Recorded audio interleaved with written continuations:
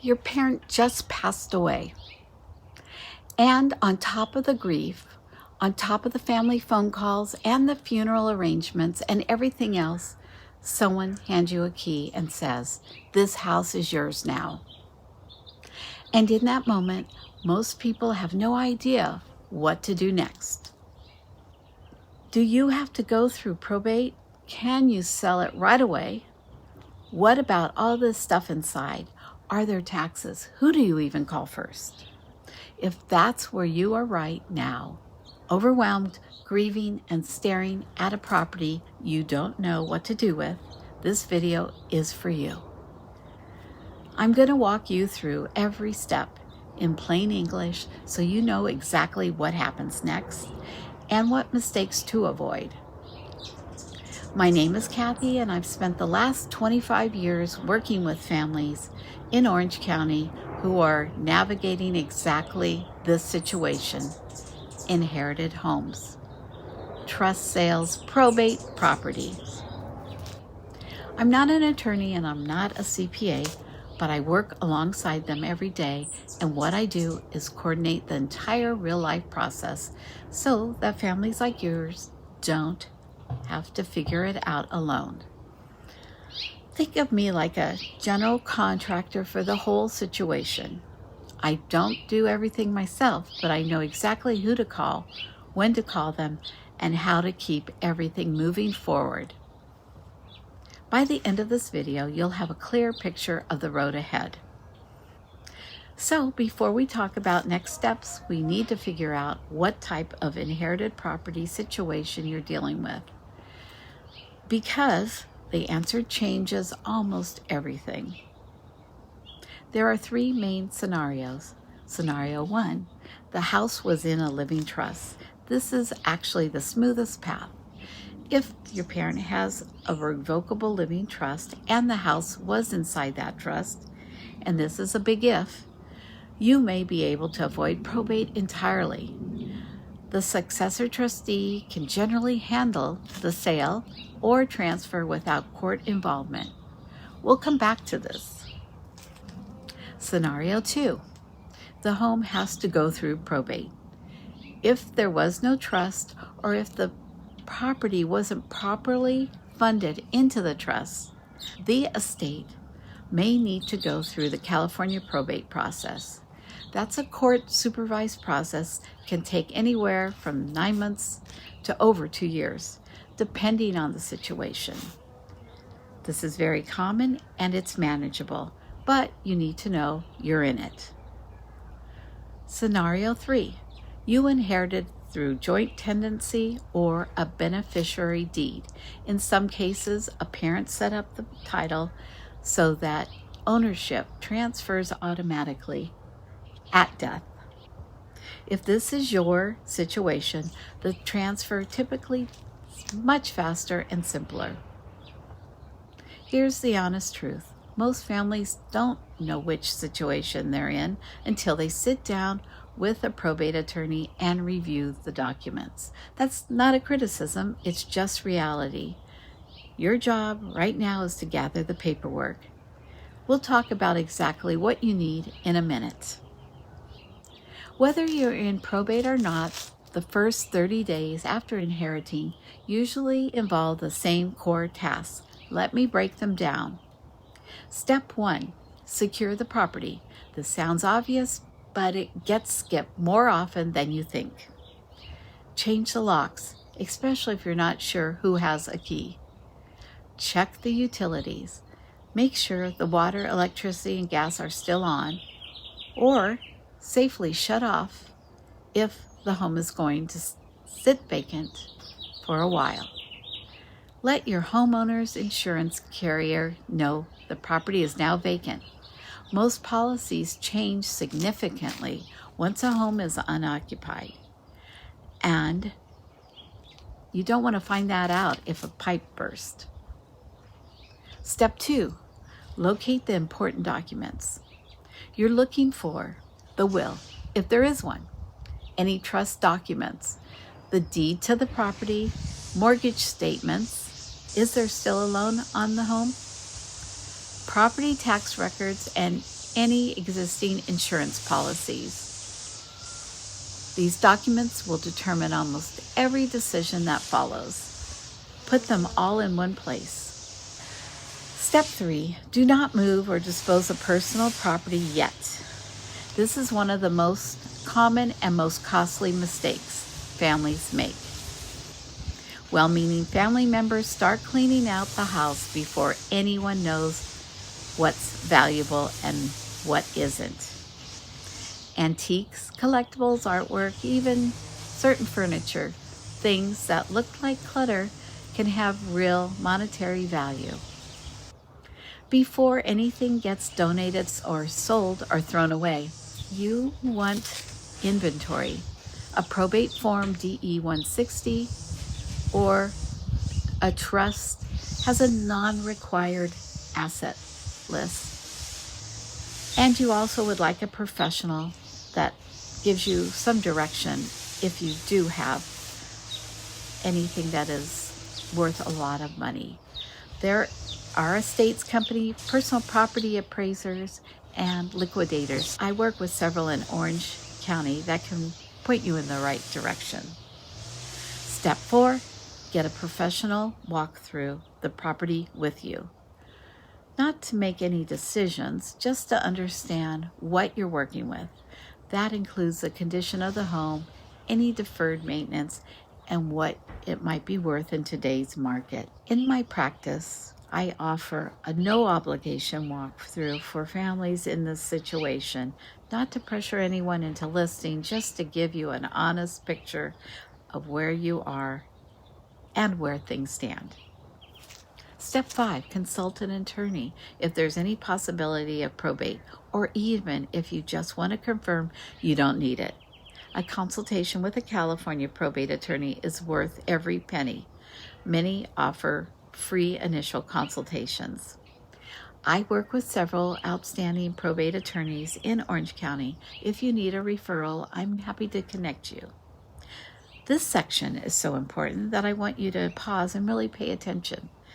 California has some of the most complex property tax and capital gains rules in the country, and inherited property sits right in the middle of them. I'm not a CPA and I'm not giving tax advice, but I want you to know the concepts so you can have a smarter conversation with the professional you hire. Step up basis. When you inherit a property, the IRS generally resets the cost basis to the fair market value at the date of death. This is called a step up in basis. Here's why it matters.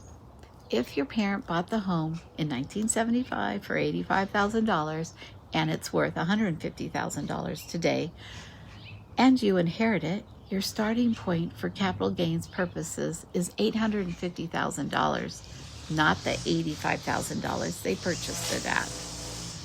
Think of it like a scoreboard that gets reset to 0 at the moment of inheritance.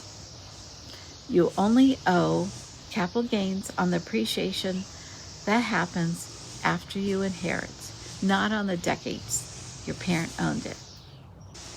That's potentially enormous tax benefit that many families don't know they have. A good CPA will explain how it applies to your situation. Proposition 19. California's Prop 19 changed the rules for property tax transfers between parents and children, and it went into effect in February 2021. The short version, it's more limited than it used to be. Under the old rules, children could inherit a parent's low property tax base on any property. Under Prop 19, that benefit is generally limited to the primary residence and only if a child moves in and uses it as their own primary residence within a year.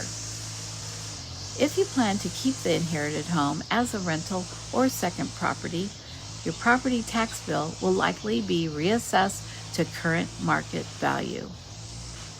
For some families, that means a significant annual increase. Again, talk to a CPA but know that this exists before you make any decisions. Capital gains. If you sell shortly after inheriting, while the value is still close to the stepped-up basis, your taxable gain may be very small or even zero. If the home sits for a few years and appreciates before you sell, that appreciation above the stepped-up basis would be subject to capital gains. Timing does matter. Your CPA and your real estate advisor should be talking to each other. This is the part nobody talks about and is often the hardest. The legal and financial, but for most family, the emotional and logistical weight of dealing with a lifetime of belongings is what stops them cold. Mom and Dad lived in the house for 40 years. Every drawer, every closet, every shelf has something in it. And now you're expected to figure out what to do with all of it while you're grieving on a timeline you didn't choose. Here's how I help families think about it. First, separate what has sentimental value from what has monetary value. These are not always the same thing. An old photograph album has enormous sentimental value and almost no monetary value. A piece of mid-century furniture might look like junk, but sells for thousands. Second, bring in a professional before you start cleaning anything out. There are estate liquidation companies and personal property specialists who can walk through a home and tell you what's worth selling, what's worth donating, and what's ready for the dumpster. I have trusted referral partners in Orange County who do this with care and professionalism. Third, consider an estate sale or liquidation service if the home has substantial contents. A well-run estate sale can generate meaningful proceeds for the state, sometimes tens of thousands of dollars, while handling the removal for you. Many of these services handle everything from pricing to promotion to cleanup. Fourth, don't forget the donations. Charitable organizations can often pick up large quantities of furniture, clothing, and household goods, and many are able to provide a donation receipt for tax purposes. Your CPA can advise on deductibility. Not every inherited home is move-in ready. In fact, most aren't. Decades of deferred maintenance, dated finishes, and maybe some health and safety concerns. This is completely normal. The question is, how much do you do before you sell?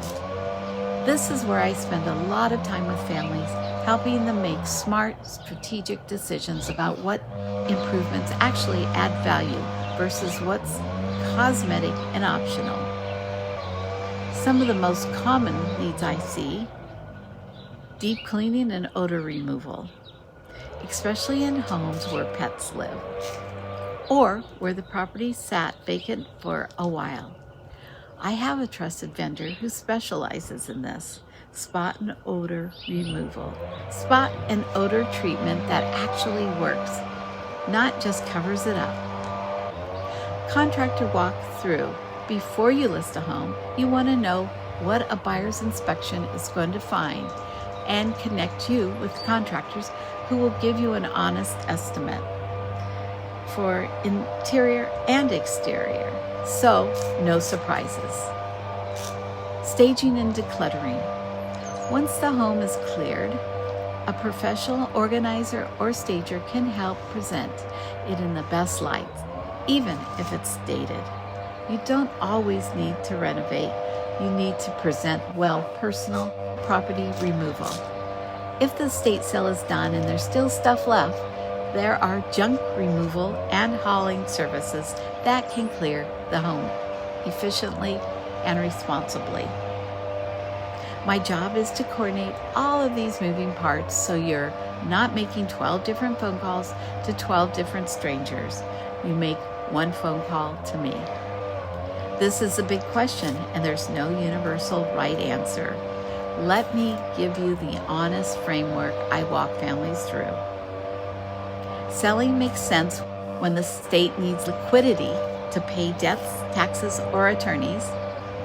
The heirs don't agree on what to do with the property. Selling is the cleanest resolution. No one wants to be a landlord, and managing the property from a distance is impractical.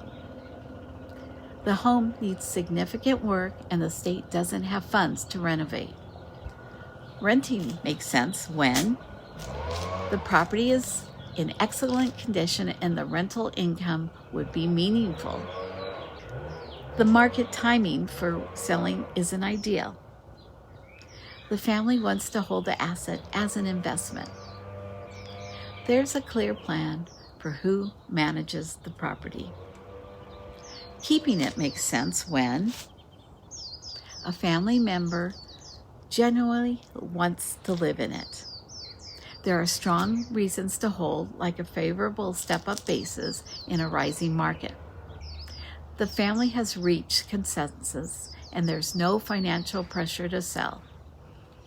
One thing I'd caution against making the keep it decision based on emotion in the first few weeks. Grief is real and it sometimes tells us to hold on to everything. Give yourself a little time and space before making long-term commitments about the property. If you made it this far, you already know more than most families do when they first get that key.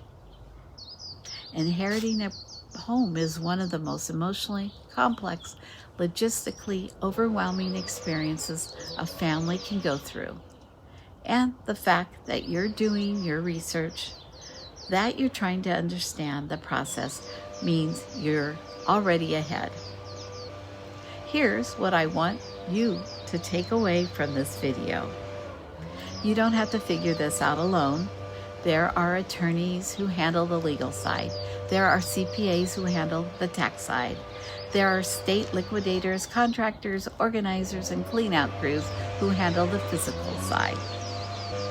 And there are people like me who help coordinate all of it so you can focus on your family while someone who's done this many times manages the process alongside you.